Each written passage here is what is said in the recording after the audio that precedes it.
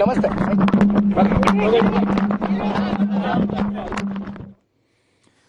Okay, ಅದು ನಿಖಿಲ್ ಕುಮಾರಸ್ವಾಮಿ ಅವರು ಮಾತನಾಡ್ತಾ ಇದ್ರು. 8 ತಾಲೂಕುಗಳಿಗೆ ಇವತ್ತು ಹೋಗ್ತಾರಂತೆ. ಬಟ್ ಅಲ್ಲಿ ಏನು ರಾಜಕೀಯವಾಗಿ ಮಾತನಾಡಕ್ಕಾಗಲ್ಲ. ಬಟ್ ವೋಟ್ ನೋಡಬಹುದು ಅಷ್ಟೇ, ಜೊತೆಗೆ ವೋಟ್ ಮಾಡಿ ಅಂತ ಹೇಳ್ಬೋದು ಅಷ್ಟೇ. ನನಗೆ ಮಾಡಿ ಇವ್ರಿಗೆ ಮಾಡಿ ಅಂತ ಹೇಳಕ್ ಆಗಲ್ಲ. ಅಲ್ಲಿ ರಾಜಕೀಯ ಚರ್ಚೆನೂ ಮಾಡಕ್ಕಾಗಲ್ಲ, ರಾಜಕೀಯ ಚರ್ಚೆ ಮಾಧ್ಯಮಗಳಲ್ಲಿ ತೋರ್ಸಕ್ಕೂ ಆಗಲ್ಲ ಅದನ್ನ. ಸೊ ಅವ್ರು ಏನಿದ್ರು ಕೂಡ ಜನರಿಗೆ ವೋಟ್ ಮಾಡಿ ಅಂತ ಹೇಳ್ಬೋದು ಅಷ್ಟೇ. ಇನ್ನೊಂದ್ ಕಡೆ ನಳಿನ್ ಕುಮಾರ್ ಕಟೀಲ್ ಅವರು ಬರ್ತಾ ಇದ್ದು ವೋಟ್ ಮಾಡಕ್ಕೆ ದೃಶ್ಯಾವಳಿಗಳು. ಇನ್ನೊಂದು ಬ್ರೇಕಿಂಗ್ ನ್ಯೂಸ್ ಬರ್ತಾ ಇದೆ, ನೋಡೋಣ.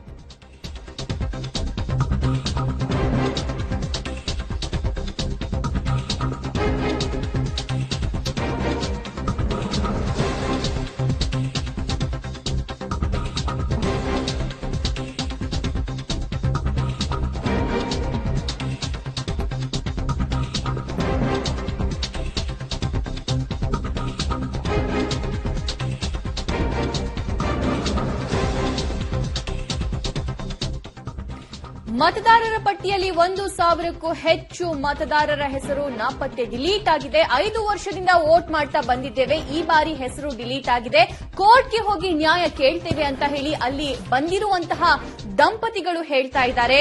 ಬೆಂಗಳೂರಿನ ಮಹದೇವಪುರದಲ್ಲಿ ನಡೆದಿರುವಂತಹ ಘಟನೆ ಇದು. ಮತದಾರರ ಪಟ್ಟಿಯಲ್ಲಿ 1,000ಕ್ಕೂ ಹೆಚ್ಚು ಹೆಸರುಗಳನ್ನು ಡಿಲೀಟ್ ಮಾಡಲಾಗಿದೆ ಅಂತ ಆರೋಪಿಸ್ತಾ ಇದ್ದಾರೆ.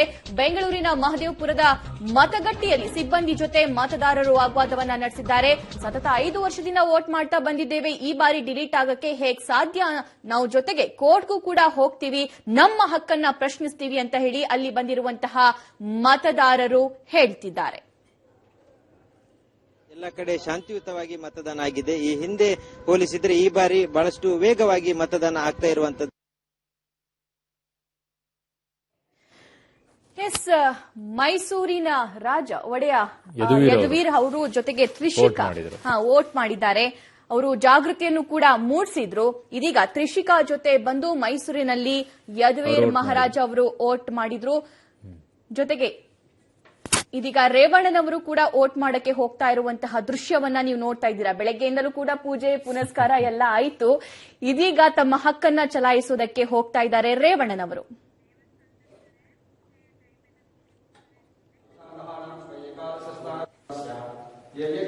ಎಸ್, ರೇವಣ್ಣನವರು ಪ್ರತಿಯೊಂದಕ್ಕೂ ಕೂಡ ಶಾಸ್ತ್ರ ಟೈಮ್ ಎಲ್ಲವನ್ನು ನೋಡ್ತಾರೆ. ಬೆಳಗ್ಗೆ 6:30ರಿಂದನೂ ಆಚೆ ಬಂದಿರೋರು ಎಚ್ ಡಿ ರೇವಣ್ಣ ಅವರು ದೇವಸ್ಥಾನಗಳ ಮೇಲೆ ದೇವಸ್ಥಾನಗಳ ಸುತ್ತಾಡ್ತಾ ಇದ್ದಾರೆ. ದೇವಸ್ಥಾನಗಳ ಸುತ್ತಾಟ ಆದ ನಂತರ ಅವ್ರದ್ದೊಂದು ಟೈಮ್ ಇದೆ, ರಾಹುಕಾಲ ಯಾವಾಗ, ಶುಭಗಳಿಗೆ ಯಾವಾಗ, ಯಾವ ಟೈಮಲ್ಲಿ ವೋಟ್ ಮಾಡಿದ್ರೆ ಏನಾಗುತ್ತೆ ಅಂತ ಹೇಳಿ.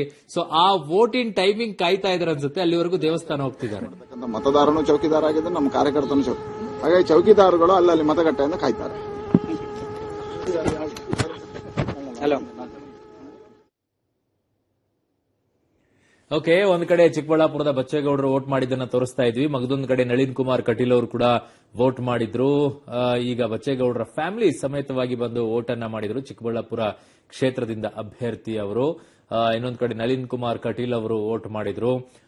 ಮಗದೊಂದು ಕಡೆ ಈಗ ಎಚ್ ಡಿ ರೇವಣ್ಣ ಅವ್ರದ್ದು ಕೂಡ ಹೇಳ್ತಾ ಇದ್ವಿ, ದೇವಸ್ಥಾನಗಳಿಗೆ ಹೋಗಿ ದೇವಸ್ಥಾನಗಳಿಗೆ ಪೂಜೆ